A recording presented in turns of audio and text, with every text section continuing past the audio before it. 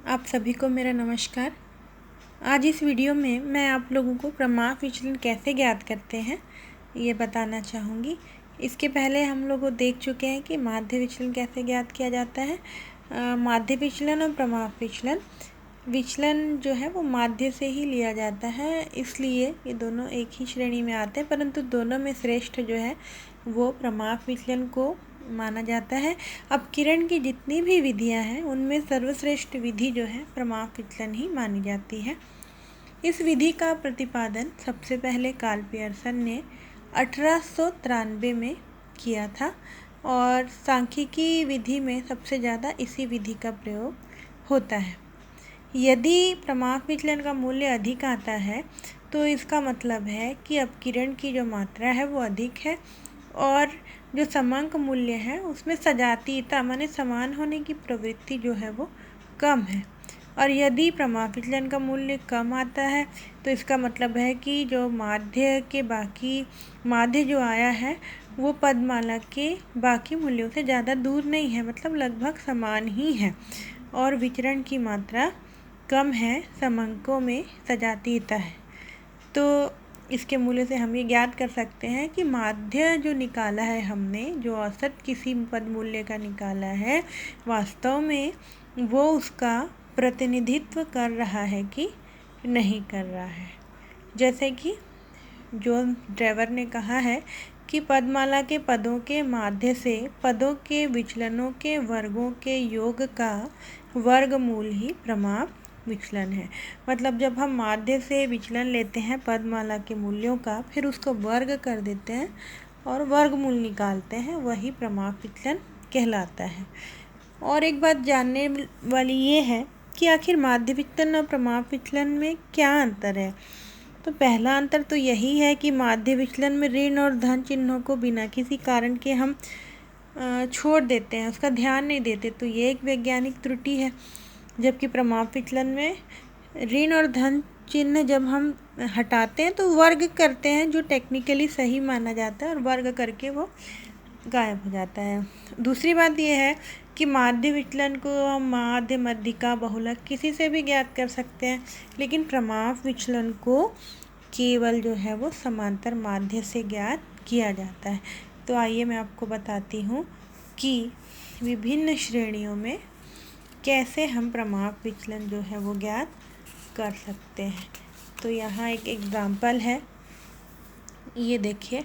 सबसे पहले हम देखेंगे कि व्यक्तिगत श्रेणी में प्रमाप विचलन का क्या फॉर्मूला होता है। तो ये जो साइन है यहाँ बना हुआ है, ये कहलाता है प्रमाप विचलन, सिग्मा ही है, और ये सिग्मा डी वर्ग अपॉन एन इसका फॉर्मूला है। हम एक उदाहरण लेते हैं। ये व्यक्तिगत श्रेणी में कौन सा मेथड बता रही हूँ मैं, प्रत्यक्ष रीति। तो यहाँ पे हम देखेंगे कि एम या एक्स प्रश्न में दिया है, पद मूल्य कहते हैं, इसी को समांक माला या पद मूल्य कहा जाता है। ये देखिए, ये पद मूल्य है, ये यहाँ से यहाँ तक, इसका हम डी निकालेंगे, डी डेविएशन या विचलन निकालेंगे। तो सबसे पहले इसके लिए क्या करते हैं, सभी को जोड़ लेंगे।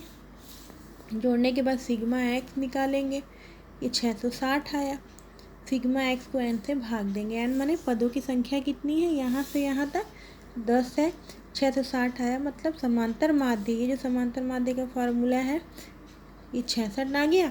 अब 66 से हम इसको घटाते हैं, तो देखिए ये एक्स है, ये पद मूल्य क्या है, ये एक्स, इसमें हम क्या घटाएंगे, जो हमारा एक्स बार है, ये एक्स बार कितना है 66, तो पहला एक्स कितना है, तो हम घटाएंगे 40 ऋण 66, ये दूसरा घटाएंगे 44 ऋण 66। ऐसा करते करते पूरा हम घटा लेंगे, और अक्सर क्या होता है डायरेक्ट मेथड में इनका जो योग है वो 0 ही आता है। फिर हम सीधा सीधा इसका वर्ग कर लेंगे, बहुत ही आसान है। कैलकुलेटर दबाइए और वर्ग कर लीजिए, जो याद है वो याद हो तो बहुत ही अच्छा है। जैसे 12 का वर्ग सबको याद रहता है, 6 या 4 2, इस प्रकार वर्ग कर दीजिए। और ये एक फॉर्मूला है, 26 गुणित बराबर करेंगे तो आपको कैलकुलेटर में उसका वर्ग दिखा देगा। सबको जोड़ लिया, फिर सिग्मा डी वर्ग ज्ञात कर लिया, जो कि इतना है। सिंपल सा फॉर्मूला है, सिग्मा डी वर्ग अपॉन एन। सिग्मा डी वर्ग कितना आया, 3048 10 क्या करेंगे, पहले इसको इससे भाग देंगे, इतना आ गया, पहले भाग देना ज़रूरी है, बाद में हम इसका वर्गमूल निकालेंगे। वर्गमूल कितना आया, 17.45। तो ये प्रमाप विचलन है। प्रमाप विचलन गुणांक का फॉर्मूला जो है वो थोड़ा सा बदल जाता है। उसमें हम इस मान को अगर माध्य से भाग दे दें और 100 से गुणा कर दें तो गुणांक भी हम ज्ञात कर सकते हैं। आगे मैं बताऊंगी उसके बारे में। तो ये डायरेक्ट मेथड हुआ। फिर है इनडायरेक्ट मेथड। इनडायरेक्ट मेथड लघु रीति जिसको कहते हैं। तो जाहिर है जब भी हम लघु रीति निकालते हैं तो याद रखिए कल्पित माध्य का ही प्रयोग करेंगे। तो हम यहाँ सीधे सीधे क्या करते हैं, कल्पित माध्य हमने मान लिया 62 है। कल्पित माध्य मैंने बताया था छोटी संख्या और बड़ी संख्या के बीच की संख्या कल्पित माध्य है। अब हम क्या करेंगे, 40 में 62 घटाया, 44 में 62 घटाया, ये देखिए इस तरीके से, ये 40 में 62, 44 में 62, क्यों, ए बराबर हमने क्या माना है, 62 माना। ऐसा हम घटाते जाएंगे और ये जो है ये माइनस में आए, प्लस में, तो हम क्या करेंगे, प्लस प्लस को अलग जोड़ लेंगे, ये हो जाएगा इसका मूल्य अलग और इसका मूल्य अलग। जो भी मान आएगा ऋण और धन पहले मैं बता चुकी हूँ, इसके बारे में आपको पहले की वीडियो में ध्यान से देखिएगा। अब ये आ गया sigma D x 40। D x वर्ग क्या होगा, जो डी एक्स निकाला है यहाँ पे क्या करेंगे, 22 गुणित 22, 18 गुणित 18, 8 गुणित 8, 64, 2 का 4, 2 का, ऐसा सेम होता जाएगा। सबका निकाल के हम यहाँ पे क्या ज्ञात कर लेंगे, सिग्मा डी एक्स वर्ग, ये आ गया। तो सूत्र को थोड़ा सा ध्यान से देखेंगे, ये डी एक्स वर्ग है और ये स्क्वायर ब्रैकेट के बाहर लगा है, तो डी एक्स वर्ग ये हो गया, इसका मान रख दीजिए n बराबर 10। डी एक्स ये है जो हमने निकाला है, तो यहाँ पे यह आ जाएगा 40/10। तो सबसे पहले क्या करेंगे, 40 को 10 से भाग दे देंगे, तो कितना आ गया, 4। फिर ये वर्ग है, ब्रैकेट के अंदर 4 आया, तो 4 गुण 4 कितना आ गया, 16। अब ये तो यहाँ पे इतना हो गया क्लियर। अब इसमें 16 घटाएंगे तो कितना आ गया, देखिए सेम आया है 304। यहीं पे चेक हो रहा है कि हमने सही बनाया है, क्योंकि मेथड दोनों ही अलग अलग है लेकिन आंसर एक ही आएगा। ये देखिए 304.8 और उत्तर कितना आया था, सेम 17.45। तो चाहे आप लघु रीति से बनाएं चाहे प्रत्यक्ष रीति से बनाएं, सेम ही आंसर आएगा। और मैंने आपको बताया था बहुत ज़्यादा आंकड़े रहते हैं तो हम लघु रीति का प्रयोग करें, वही अच्छा होता है। और संख्या कम है तो हम प्रत्यक्ष रीति का प्रयोग भी कर सकते हैं। और आगे की कक्षाओं में जब आप एमए की कक्षाओं में अर्थशास्त्र की पढ़ाई करेंगे तो बड़े बड़े जो फॉर्मूले हैं जिसमें प्रमाप विचलन का प्रयोग होता है, वहाँ पे आप डायरेक्ट मेथड का, भले ही एग्ज़ाम में आप अभी लघु रीति बनाएं लेकिन वहाँ पे फिर आप डायरेक्ट मेथड आपके काम आएगा, इसलिए दोनों मेथड को जानना बहुत ज़रूरी है। अब हम देखते हैं कि ये तो हो गया व्यक्तिगत श्रेणी में प्रमाप विचलन। अब हम देखेंगे खंडित श्रेणी में कैसे निकालते। तो इसका याद रखिएगा, खंडित माने आवृत्ति, तो सेम फॉर्मूला है, बस यहाँ हमने प्रत्यक्ष रीति में क्या जुड़ गया, एफ। जब भी हम खंडित में आते हैं तो किसी भी फॉर्मूले को यदि आप भूल जाते हैं तो याद रखिएगा वहाँ एफ जोड़ देंगे, आवृत्ति है। तो सिंपल हम पहले क्या निकालेंगे, समांतर माध्य। याद रखिए प्रमाप विचलन में समांतर माध्य से विचलन लिया जाता है। तो यहाँ हम समांतर माध्य से विचलन ले लेंगे और देखिए m या x है 1 2 3 4 5 6 7, ठीक है। इसमें से हमने 4 से विचलन क्यों लिया, क्योंकि देखिए सबसे पहले हमने समांतर माध्य निकाला, कैसे निकाला, m और f या m या x, इन दोनों का हमने क्या किया, गुणा कर दिया। 6 12 दूनी 24 18 3 54, ऐसा गुणा कर लिया तो हमको क्या मिल गया, sigma F x. Sigma F x को किससे भाग दिया, n से, ये 96 है। ये किसको जोड़ने से प्राप्त हुआ, f को, इसको सिग्मा f भी कहते हैं। ये 4 आया, 4 से हमने विचलन लिया। देखिए यहाँ पे कॉलम का बहुत ध्यान रखना है और बड़े सुंदर तरीके से आप लोग बनाएंगे। यहाँ पे क्योंकि कैमरे के स्पेस के आधार पे हमारा टेबल छोटा है, आप पूरे पेज में उसको चौड़ा करके बना सकते हैं, साफ सुथरा दिखना चाहिए जांचने वाले को। तो यहाँ कैसे विचलन लिया, 1 माइनस 4 कितना आया, -3, फिर -4 -4 0, फिर -4, ऐसा करके 4 4 4 4 ये वाला डी निकाल लिया हमने। फिर क्या करेंगे, क्योंकि यहाँ आवृत्ति है तो वापस जो डी है उसका एफ से गुणा करेंगे। तो 6 तिया -18, 12 दूनी -24, 18 एकम। तो यहाँ पे गलती कहाँ होती, कई बार हमारा जो हाथ है वो सरक जाता है गुणा करते समय, तो इसका ध्यान रखेंगे। अगर एक भी गुणा आपका गलत हुआ तो पूरा उत्तर गलत हो जाएगा, इसलिए ध्यान से इसका गुणा करेंगे एक एक लाइन देख के। ये हो गया एफ डी। अब एफ डी वर्ग कैसे निकालते हैं, तो इसको क्या करते हैं, या तो डी का वर्ग का कॉलम अलग बना लीजिए और फिर से एफ से गुणा कीजिए। तो इससे अच्छा ये है कि आप एफ डी को डी से फिर से गुणा कर दीजिए। ये एफ डी था, एक बार और डी से गुणा कीजिए तो 18 तिया 54, 24 दूनी 48, 16 20 दूनी 40, 24 तिया 72। ये अपने को क्या मिल जाएगा, सिग्मा एफ डी वर्ग। सूत्र वही है। तो टोटल कितना आया, 248। 248 को 96 से भाग दिया, फिर इसका अंडर रूट वर्गमूल निकाला, ये मान आ गया प्रमाप विचलन का 1.61। अगर इसी का गुणांक निकालने को कहते तो जो गुणांक निकाला जाता है वो ऐसा निकाला जाता है। इसका सूत्र है प्रमाप विचलन बटे एक बार गुणित 100। प्रमाप विचलन कितना आया है, समांतर माध्य कितना आया है, 400। तो यहाँ पे आप इसको अगर भाग देंगे तो मान प्राप्त हो जाएगा। अब हम देखते हैं कि इसको मैंने हल इसलिए नहीं किया कि आपके सामने ही बना के दिखाती हूँ।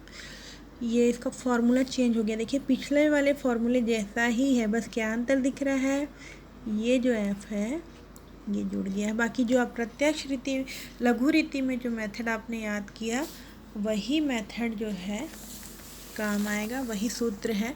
देखिए बस एफ जुड़ गया है, तो हम यहाँ पे इसको हल करते जाएंगे। इसको हल करते हैं, कैसे हल करेंगे, सबसे पहले हम इसका समांतर माध्य निकालेंगे। तो ए मान लीजिए हम लोगों ने यहाँ पे मान लिया, एज्यूम्ड मीन क्या माना, 4, और सिग्मा एफ डी एक्स कितना माना है, हम लोग उसको तो निकालेंगे यहाँ पे। 1 मिनट। अब देखिए कि एक प्रक्रिया छूट गई थी, यहाँ हम लोग पहले ए मान लेते हैं। लघु रीति में हमने एज्यूम्ड मीन पहले भी माना है, तो मान लीजिए ए जो है वो 3 है। अब हम इसको डी एक्स निकालते हैं, तो कैसे निकालेंगे, 1 में 3 घटाएंगे तो ये हो जाएगा, ये जो है ये रफ में दिखाइएगा आप, 2 में 3 घटाएंगे तो आ जाएगा ऋण 1, ये 0, ये आ जाएगा धन 1, ये आ जाएगा धन 2, ये आ जाएगा धन 3, ये आ जाएगा धन 4। ये हो गया हमारा डी एक्स। अब हम क्या निकालेंगे, एफ डी एक्स। मैंने फिर से यहाँ एफ लिखा है, तो डी एक्स का गुणा करेंगे इसका इससे, तो ये हो जाएगा ऋण 12, ये भी हो जाएगा ऋण 12, ये हो जाएगा 0, ये हो जाएगा +26, ये हो जाएगा +32, 30, और ये हो जाएगा 32। अब इसका हम क्या कर लेंगे, वर्ग कर लेंगे। मतलब एफ डी एक्स का वर्ग क्या हो जाएगा, अगर हम यहाँ पे कैसे वर्ग करेंगे, डी एक्स को फिर से गुणा करेंगे तो वापस एफ डी एक्स का गुणा डी एक्स से करेंगे, तो ये हो जाएगा ऋण और ऋण धन हो जाएगा, 12 दूनी 24। देखिए वर्ग करके अपने आप जो ऋण धन हम छोड़ देते थे, तो यहाँ तो टेक्निकली ही गायब हो रहा है, तो इसलिए इसको श्रेष्ठ माना जाता है इस विधि को। और ये यहाँ पे भी ध्यान रखिएगा, कहीं नज़र हटी तो फिर सब गड़बड़ हो जाएगा। तो 32 दूनी 64, 30 तिया 90 और 32 चौक हो जाएगा 128। सबको हम जोड़ लेते हैं तो हमको क्या मिल जाएगा, सिग्मा एफ डी का वर्ग, इसका योग आ जाता है 344। चेक कर लेते हैं, 12 4 16 4 20 2 5 11 20 4। ठीक है, अब हम क्या करेंगे, यहाँ पे जो मैंने पहले लिख दिया था गलती से, ए क्या लिया है हमने 3, एफ डी एक्स हमारा क्या आया, ये तो हमने जोड़ा है नहीं, इसको भी जोड़ लेंगे। ये सिग्मा एफ डी एक्स ये आ जाएगा। आप ऋण को अलग जोड़िए, तो ऋण कितना है, ये हो जाएगा 24। और यहाँ इसको जोड़ें 6 2 8 10 और 3 2 5 3 8 12। तो इसका कितना आ जाएगा टोटल, ऋण 24 + 120। इस तरीके से आप जो है वो 96 आ गया, ये हो जाएगा 96। अब मान रख दीजिए 96/96, ये तो सेम आ गया, तो ये हो जाएगा 1 = 4। तो समांतर माध्य हमारा क्या हो गया 4। देखिए सेम वही आया है जो प्रत्यक्ष रीति में आया था। यहाँ हम सूत्र में मान रखेंगे एफ डी स्क्वायर एक्स कितना है 344, एन कितना है 96, सिग्मा एफ डी एक्स कितना आया है 96, एन कितना है 96, इसका वर्ग हो जाएगा। तो यहाँ तो इसका कोई वैल्यू नहीं है क्योंकि ये एक ही रहेगा। देखिए 1/1 का वर्ग तो उसका एक ही आएगा।